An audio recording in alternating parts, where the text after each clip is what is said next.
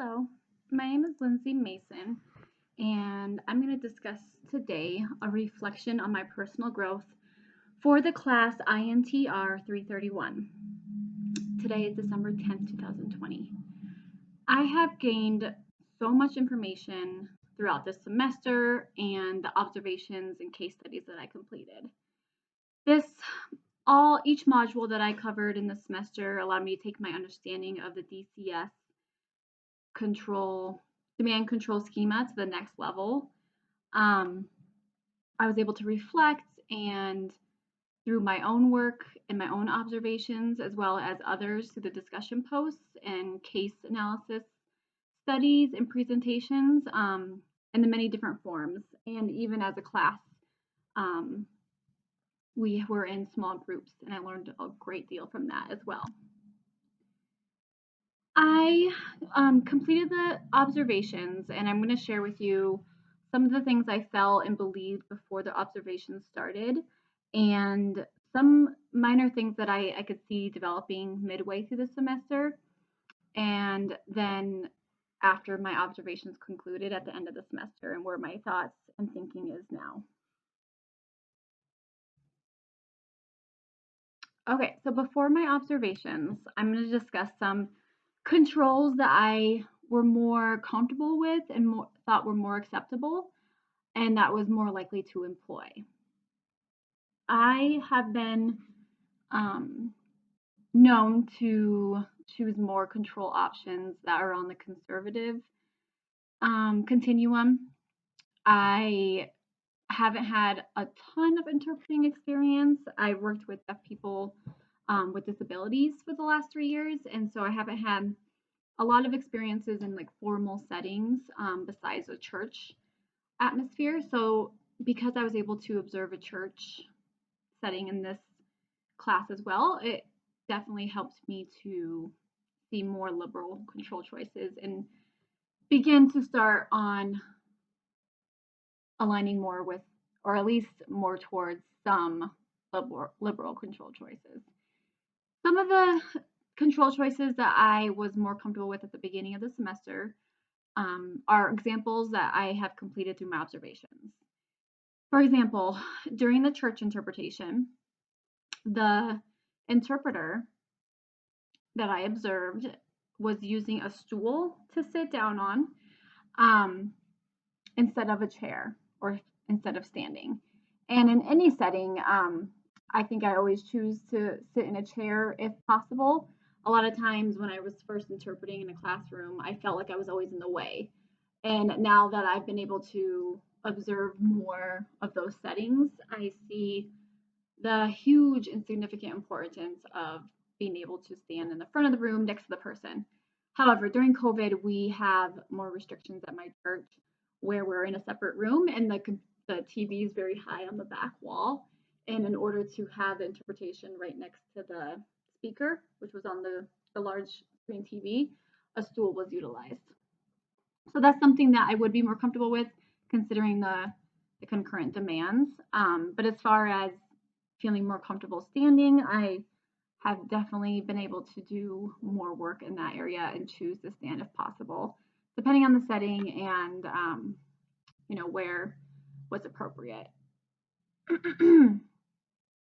In my observation where I observed a Zoom session of a deaf student in first grade, the student wasn't paying attention. The interpreter asked a question that the teacher asked, interpreted the question that the teacher asked. So I would definitely be comfortable in doing that. Some of the other control choices that we did discuss as alternate control choices, whereas the interpreter could have interrupted and said, hey, we need to get this student's attention because the student just continued to not pay attention, and utilize the chat box in Zoom, or even giving the parent a call. You could see that the parent was next to her and interacting with her as well. So in that situation, that's a much more liberal control choice. And because last spring, I did have more experience with interpreting in a Zoom class, and I actually did utilize the chat box more often. Utilizing a team is something that I always believe is appropriate and I would feel comfortable utilizing. A larger AA meeting is one of the observations that I observed, and he did not use a team interpreter, but he does say that he would use one if the meeting was bigger, and he had some experience with that too. Church always has two interpreters, my church anyway, one for the songs and one for the sermon. And most educational settings that I've experienced and that I observed only had one interpreter. However, um, new interpreters are able to have more experienced interpreters come in and kind of mentor them and give them feedback and um, team in order for the new interpreter to see their strategies as well, which is a great program at my school district. And even if a student is gone, it's able it makes it more possible for a team interpreter situation to happen at a school district. And that's usually, the other interpreter that's free will come in and team and give each other breaks or feedback by watching each other and feeding signs. Preparation and pre-assignment controls are something I feel highly comfortable in. I am able to do a lot of prep work, a lot of researching, finding out topics, terminology, and so that is one thing that I align with is more environmental demands and responding to those, um, which I'll talk about in a little bit. But I'm very comfortable and have completed a lot of preparation pre-assignment controls as well as post-assignment controls about meeting with the team, reaching out to experienced interpreters to find out their experience before and after. I have also been really interested in receiving feedback from interpreters and deaf consumers. And so my church setting, we are able to do that after the sermon for about an hour. In the church sermon, there was a lot of comparisons and finger spellings of proper nouns and song names and movies, and I tend to avoid finger spelling if possible. And that's something that I have been able to use more of as the semester went on, or at least be more open to that, and as my fluency and interpreting skills have improved. And they also have used sign names in the AA meeting. The interpreter uses sign names as well as the educational setting, I believe. And so I'm definitely comfortable in using sign names that are already set up and that are familiar with everybody. So that's another control choice that I'm comfortable in. Going on to the next question, and then I'll discuss each time frame first. So at the beginning of the semester, my professional decision-making process, including ethical and translation decisions, my DCS process, I feel like I've had a lot of experience in. It's becoming a lot more natural and seamless to me, although it's still at the beginning of the semester, it did occur. I had to be conscious of applying it. And as the semester went on, it became more subconscious. And then now it just happens like this. Like I'm constantly in everyday life too, just thinking of how this would affect this, or what are the demands that are presented and controls that can be employed. Some of the translation decisions, like I said, finger spelling is something I am more comfortable doing, but also visual language. For example, the term detasseling was used in the AA setting, and because the setting was in Minneapolis, they were familiar with that term, and I actually detasseled, which is where you pull a tassel out of the corn stalk in a cornfield. And so I did that from a very young age, and in Iowa and northern Iowa, so that's common in that area. But where I am now in Colorado, it's not a common term, and people are not familiar with it. So the fact that the interpreter visually showed that was really great, and also just gave me more confidence in visually showing those terms, because it's okay if someone doesn't know what that term was.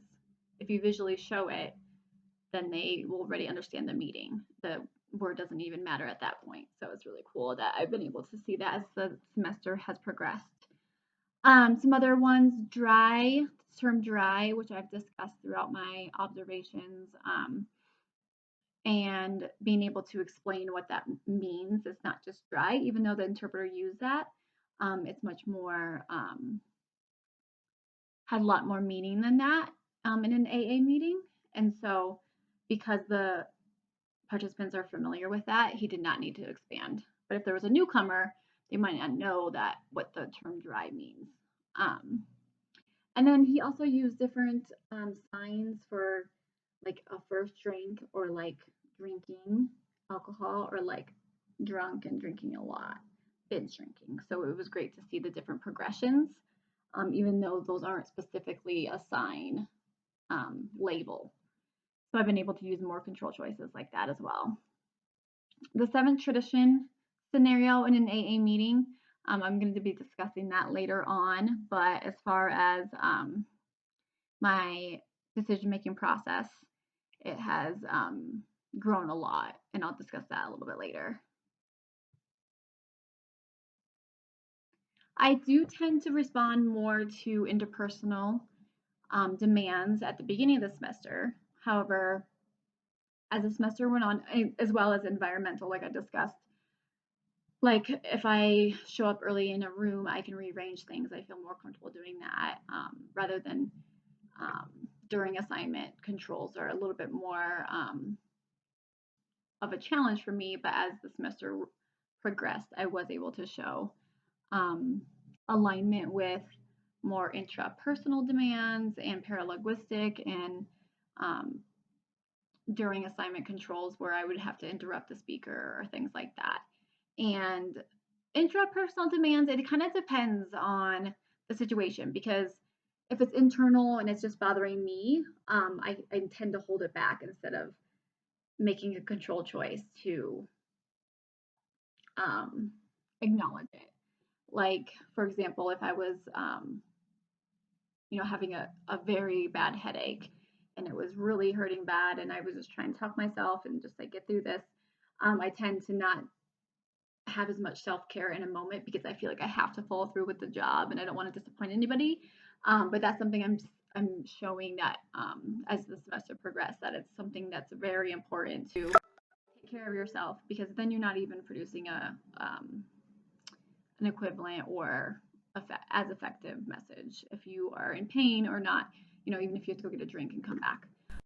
However, other intrapersonal demands, as far as being very passionate about something, I have been able to see those progress as well, which I'll talk about in a little bit. Another demand I have been taught, and truly do believe that ASL is what I strive to use as a language type when I interpret. However, seeing more educational settings, especially a first grade classroom, I see more signed exact English or PSE being used, and so I am more likely to feel comfortable in using that if that is what the student prefers and uses. Visual phonics is something that I haven't used before, and not that I wouldn't want to, but I wouldn't feel comfortable using that as a control option during spelling class in the educational setting that I observed. So that's something that I um, have not spent a lot of time focusing on, but I do plan on doing that soon, and have been much more comfortable with that as the semester has continued. My overall understanding of various settings in which interpretation commonly occurs. At the beginning of the semester, before my observations, I was more focused on the differences. I was like, okay, this educational setting is going to be this, and their control choices will happen like this, and demands will happen in this area, and this will be completely different in a VRS setting or in a medical setting. And so I'll explain, but the semester went on, I was able to see how each setting aligns and overlaps and have many more similarities than I believed at the beginning of the semester.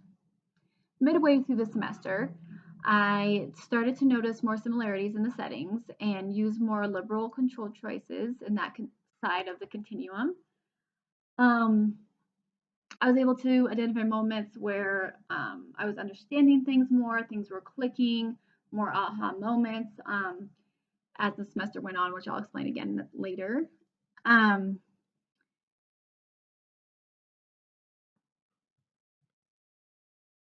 I was able to see a big focus of my observation this semester, which I hadn't planned on, was vocal affect and showing emotion and interpreting those feelings. It came up in several of the interpretations in different settings. And so that's something really cool that I'm able to see now as the semester concludes and how those do align in different settings. After my observations, I have been able to employ and be open to so many more variety of control choices and just opportunities, and I've been very grateful for this. So the interpreting controls that I feel more acceptable now, it is starting to be more equal on the conservative versus liberal continuum. I do still align more to the conservative, but I've been able to have more liberal choices by seeing the observations, and not necessarily that the observation interpreters made huge liberal control choices, even though I have seen them use more significant ones and two of the interpreters I've seen prior these observations. And just knowing their personality, they do use more liberal control choices, and I have been able to observe that and learn from that and try to use that in my work as well. Like I said, the emotion using vocal affect and my interpretation has progressed, and being able to show that and show more non-minimal markers and not be embarrassed like I'm overdoing it. And to an extent, not overdoing and being too dramatic, but being more comfortable in showing that emotion and just be more confident as well. Asking for clarification, especially in formal settings. I don't have a lot of experience in formal settings, except for church, and that's not appropriate where I could stop the speaker, the pastor. And now that it is in a separate room, I guess it's more of a option, but it is live, so you still wouldn't be able to like pause the video or anything like that. However, it would be a possibility to stop interpreting for a minute and ask if the audience understood that, since it's just a really small group of deaf people in the interpreter. Asking for clarification, repetition if I need it. Interpreting a semi-formal setting, which I'll talk about during the AA meeting. I would be more comfortable interrupting now, and I'll tell you the reasons and that a little bit later. Now knowing that HH is the sign name for Hazelton Recovery Center, I'd be more comfortable in using that. More comfortable finger spelling, especially that was used a lot during the church and AA settings in my observations. Another thing that I saw in the VRS setting that I watched and observed and analyzed, the consumers, it was a grandmother who was trying to receive support for her grandchildren, and she was speaking to a social services counselor. And I noticed that the interpreter, there's a lot of overlap talking, which does happen, commonly occurs in VRS settings. And the interpreter didn't omitted a lot of that information. So that's something that I do have a question about, if it is that a lot of overlap, if it would be more effective to stop and say, hey, can you repeat that, please? Especially if there's a concurrent demand of being really pertinent information. However, a real conversation over a phone, even with hearing people or even in person, there's overlap talking and things get omitted. So is that more, I'm wondering, that's a question that I still have, if that's more common um, and should happen, should stuff be omitted? Because if the interpreter heard it or not, it depends if they did hear it or maybe they just missed it subconsciously. So that's just something that I do still wonder about. I talked about using the chat box. I'm much more comfortable using that and getting the student to pay attention, especially this is occurring in many different classes now due to COVID and being online school being more of the norm. It's really important to get the attention of the student. And so using the chat box or doing more liberal control choices like calling the parent, speaking to the parent before or after the meeting to check in, weekly or daily check-ins, setting that up as a pre-assignment control. Just getting out there to do whatever you can to support the student.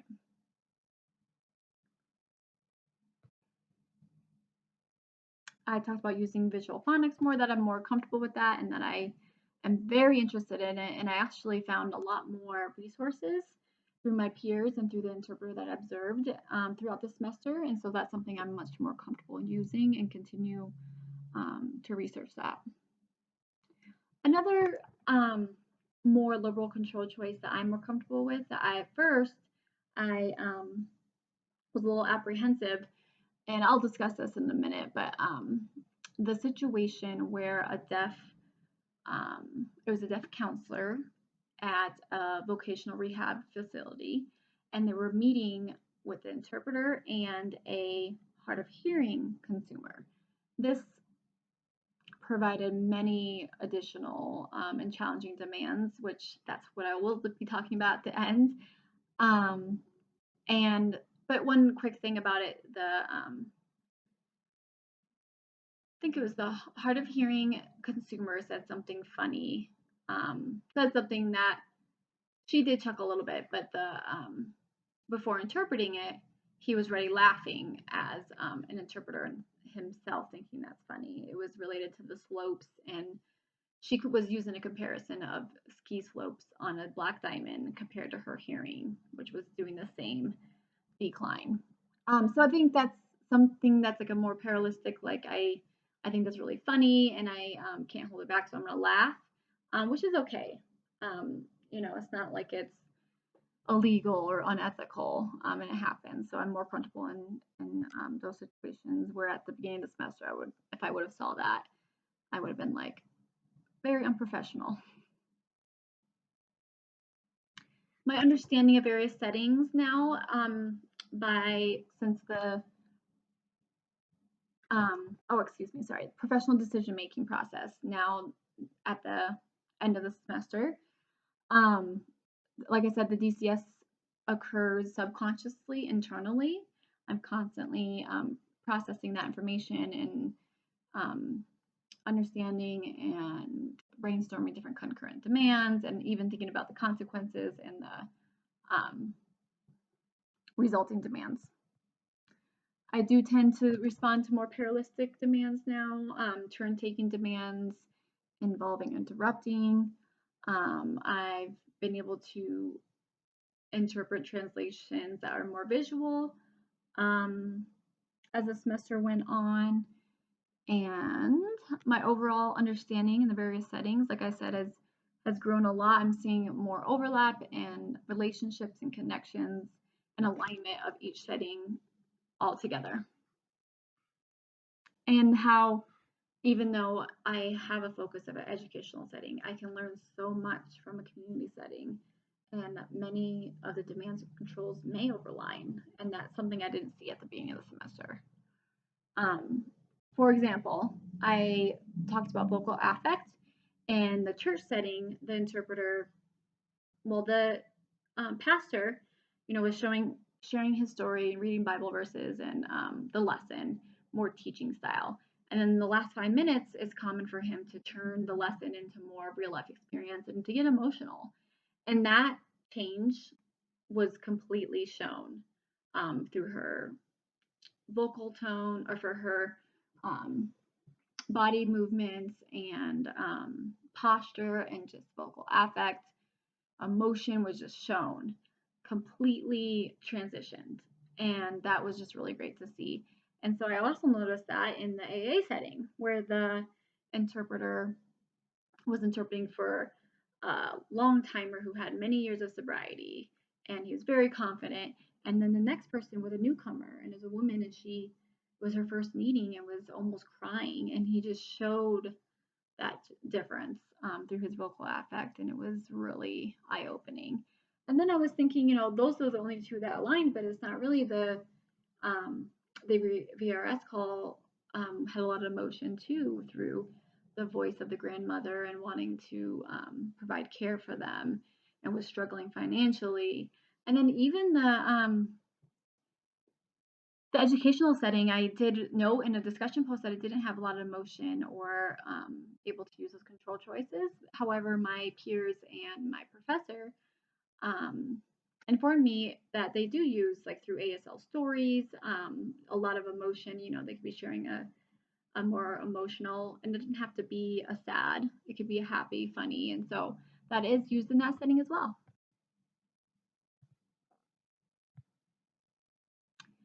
All right, I want to share 3 controls that were entirely new to me and I thought were very implausible at the beginning of the semester, and now I'm more comfortable in. I'm not 100%, but it's definitely shown significant improvement in my work and just my comfortability and becoming more natural to me and making more liberal control choices. All right, so like I said, there was a situation or an observation that I had as a pre-recorded video that I didn't focus on this semester very much. And so I went back and read it, and this was a huge thing that I hadn't, I knew and was aware at the time, but I hadn't focused on it just because it was a pre-recorded video when I did my work later in the semester. But the interpreter, the deaf, there was a deaf VR counselor at the vocational rehab facility they were meeting, and the counselor was deaf. She was being the main facilitator of communication and asking the questions.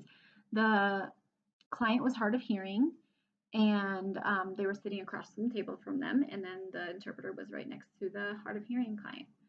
And because of the unique demands that I had never observed before of the VR counselor being deaf and the client being hard of hearing.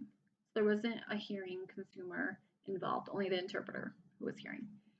And I would have first thought that the interpreter would have to do more consecutive work because he would have to watch the deaf consumer, the deaf counselor, and see that visually, and then turn and role shift back, or body shift back over to the hard of hearing participant so she could read his lips.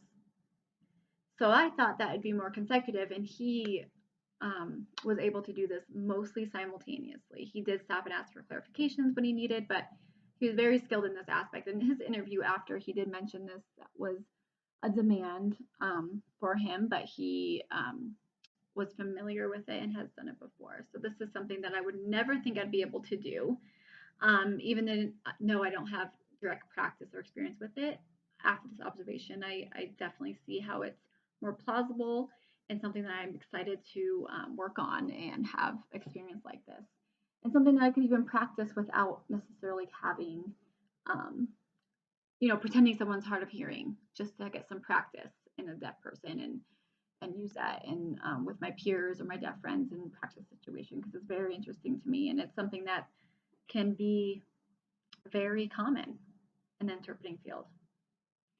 So the interpreter faced, so like I said, he faced the hard of hearing, um, he faced the hard of hearing consumer client while he was using his peripheral vision to watch and take in the message from the deaf VR counselor in order to simultaneously interpret. So that's something that was very eye-opening and kind of an aha moment that I didn't had this experience with these specific consumers before with those demographic background and language preferences, and it really added a whole nother layer of challenges and um, effective control choices that I had noticed. Another control choice that I discussed with an interpreter, like I said, through the AA meeting, there was many different participants in the meeting. So one person would be very confident in his sharing throughout the whole meeting, and there were 7 people. It was over Zoom, and he had lots, like 20 years of sobriety, and he was a male, and he was just very confident and outgoing, and how's he had a good posture and just was very knowledgeable about the program. And the interpreter showed this, and he had the whole posture and the nominal markers and just showed that emotion and vocal affect through his interpretation. And then he transitioned to the next speaker, who was a woman. She was her first meeting. She just had a more soft spoken voice. Not that a gender played a role, but and then she was very nervous. Her voice was cracking, and she almost cried at one moment. And so that's why I asked the interpreter after the um, meeting. We met for almost an hour, and I received his feedback. And that's another control option, just in general. Like a lot of times, I work with or I talk about an interpreter's work or how they're a great interpreter. And now at the end of the semester, I'm more, and even through the years of interpreting in this program and learning, that you talk about the interpreting work, and you don't necessarily need to give them comments. You can, and that's just more focus on their work. And I'm now able to do more liberal control choices and challenging them, and that's what they ask for too, if it's appropriate, and that's what they want, so they can grow as an interpreter as well. So we discussed, and I asked him, if the consumer was crying, would he have to cry too? It's just something I hadn't experienced. And he gave me several control options that crying, would be hard to do on the spot. At the same time, I'm a very emotional person, and AA is I'm very passionate about AA in my personal life. And so I might not be able to stop crying. And that's an intrapersonal demand that, maybe I'm not fit to interpret that setting yet or whatever. Even though it's something I really do want to do. Again, I used to do it many years ago. And so, that could be a control option if the person's crying and he's unable or it's not appropriate to cry in that moment. He can say, the speaker is crying and is very sad and their voice is cracked, and he shows that visually also, but he can say that. And then I asked him, if that emotion like stuck with him, is it hard for him to continue? And he shows the emotion, but then he lets it come through him and out. And in the back of his mind, he is very familiar with the program and has been interpreting for AA meetings for 20 years. And he knows that if the person sticks with the program, they're going to be successful with the program and healthier and happier in life. And it can be life changing for them. And so he is able to release that emotion through him. And that's something that I really want to learn how to do, and especially in the A setting, since I am very passionate and want to interpret again in that setting. Another interpreting control choice that I thought was very uncomfortable would be interrupting, especially in a formal setting, and even in AA meeting. I read, there were 2 examples really quick. There was an example that I noticed where the interpreter did not interpret the beginning of the AA meeting. Before it started, you can log on early and they can chat and fellowship. And the interpreter chose not to interpret this. And I noticed that there was some notable information, which we talked about. A woman announced that she was pregnant. And of course, it's very hectic. There's 70 people, a lot of people talking at the same time, overlap talking. So I see how interpreting this whole interaction would be confusing and not as effective in his opinion. And I believe that also, but if he had heard that, and he did inform them, but if he heard that, I believe a more effective and liberal control choice would be like, hey guys, I want to announce this. And he would have to interrupt, a lot of people. But I think in that situation, as the concurrent demand being pertinent information, that's something where I'd feel more comfortable interrupting. The other one that I did not observe, but I noticed an interpreter or a classmate observe an interpreter that did not. It was during an AA meeting, very large, and they were celebrating birthdays, sobriety birthdays, and the participants quickly said their birthday and how many years they had sober, and they were celebrating that week. And AA meetings usually either just say their birthdays or they share how they became sober, just a quick share, or sometimes longer. And it was, at first, I wasn't sure if they were giving a longer share or if it was just a quick date and year or month. And they informed me that the speaker that was sharing their date of sobriety, the interpreter couldn't see. And I thought this was given the concurrent demands that it was a sobriety birthday, which is a huge deal, not only for that person, but other people seeing um, people get sober. It's also for the newcomer and other people that, hey, these people are coming in early and having, short time or long time, whatever. And I think it's very important for an interpreter to see that emotion, because in an in-person AA meeting, you would see that, because especially for his, they do go up and stand at a podium when they're in person. So I believe that that is something that, even if it's for a few seconds, I think it's really important that the interpreter would have it on speaker view and be able to see that interaction. And that's my opinion, and that's something that I probably wouldn't, in the moment speak up about, but that's something that I feel passionate about.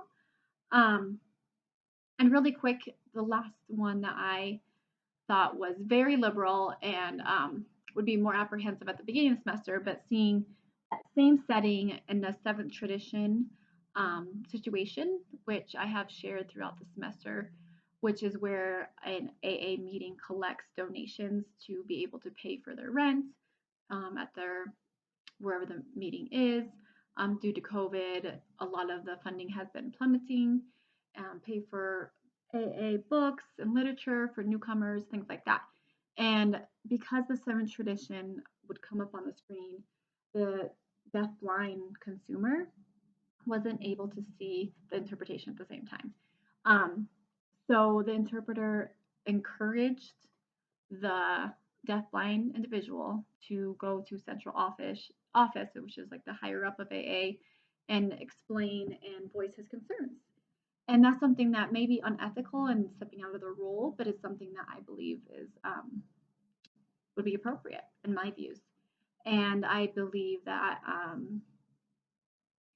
encouraging him, he went and interpreted for him at those meetings, and he brought a lot of change, because by the end of it, the interpreter made the control choice to interpret a pre-recorded video just for that seventh tradition announcement and steps, and he would play that at the same time that they shared the screen of the Venmo and PayPal account. Um, and that is a lot of work that he would have to do outside of his, role, and that's something that maybe not as ethical, but I do believe that I would do that exact same thing if I was in that position and had that experience in those um, concurrent demands that were similar, which I would be very apprehensive at the beginning of this semester if I was given that situation. And the last thing I want to talk about is just the aligning to the teleological versus the ontological approaches, because I have seen a lot of improvement just by the example that I just shared as well. Just focusing on not just the rules and understanding the consequences and what is moral and what I believe is more true um, in my work. And because I feel like I'm very much of a rule follower, and this situation where he kind of stepped out little bit out of his role um, was something that I really honored and feel more comfortable in making a similar control choice. And so now I believe I am able to align a little bit closer on the teleological approach and think about those consequences and not have to follow every single rule all the time. And that's something that's very hard for me to do. So it's shown a lot of improvement. So that is my personal growth summary. And again, I had so much fun and during these observation opportunities and learned so much. I have a higher degree of self-awareness and just really and more comfortable in being honest with situations that come up and having a safe space to talk about it through the DCS process, having common terminology and a way to approach colleagues now with situations because we have to be honest and even if a control choice may seem less effective or less ethical, I can now be more comfortable in sharing those and problem solving and seeing other perspectives because that's how I can grow my work. Thank you very much.